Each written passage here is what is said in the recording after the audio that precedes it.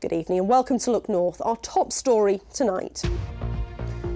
Good evening, thanks for your company. A charity based in Leeds says the number of families it's helping who are living in severe food poverty has trebled in the past 18 months. Flourishing Families has worked with more than 800 people in the last school year, and 3/4 of those now report having to skip meals because they can't afford food.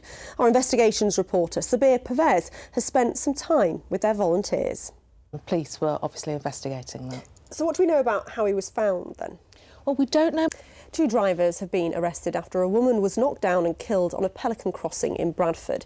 2 cars of doctors have started a 3-day strike in a dispute over pay after 5 weeks of negotiations failed to reach an agreement. Well, the BBC has contacted Sheffield City Council about this and we're waiting for a response.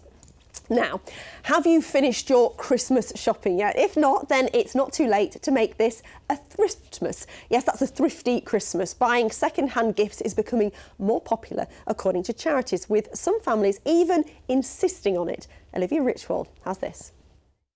Such a good idea, isn't it? Well, earlier I spoke to Lorna Fallon, Director of Retail from Oxfam, and asked what they're noticing about people's enthusiasm for pre-loved presents. Guide dogs can be life-changing for those with sight loss, often providing confidence and independence. Well, 72-year-old Anne Ruddick from North Yorkshire knows the impact better than anyone. Anne was partnered with her first dog, Jasper, in 1973 and is now celebrating the amazing 6 guide dogs she's worked with over the past 50 years. Well, I'm delighted to say this is Millie. She's lovely and very relaxed, and she's your 6th dog. Oh, Millie really was gorgeous. Now, it's one of the glitziest nights in the sporting calendar. The BBC Sports Personality of the Year Awards. England goalkeeper Mary Earps won the main award, but the co-founder of a small but mighty sports club in Sheffield also got his moment in the limelight. Des Smith was presented with the Unsung Hero Award during the live TV show for his voluntary work with the Sheffield Caribbean Sports Club. Our sports reporter Sally Hurst was there, and here's how the night unfolded. I really hope he did get time to party. Now, we know it's the most wonderful time of the year, but creating that magic can be expensive, especially if you've got a large family who all want to visit Father Christmas. Well, bearing that in mind, a primary school in Leeds has created its own winter wonderland so that local families can experience a festive atmosphere without breaking the bank. Well, Heidi Tomlinson is there.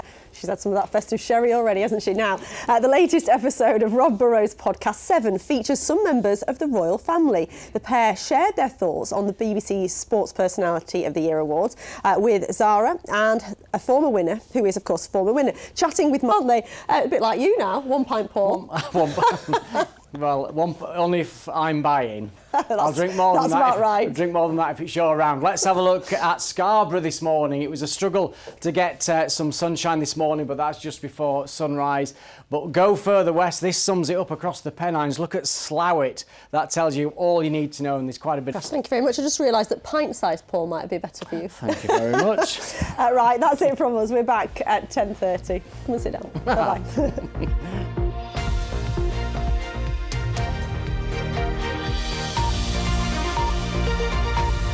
Sophie, good evening and welcome to the Late Look North. A charity based in Leeds says the number of families it's helping who are living in severe food poverty has trebled in the past 18 months. Flourishing Families has worked with more than 800 people in the last school year, and 3/4 of those now report having to skip meals because they can't afford to eat. Our investigations reporter Sabir Pervez has spent some time with their volunteers. And that's it from the late team here at Look North. We will, of course, be back bright and early tomorrow morning from 6:25. Sleep well. Good night.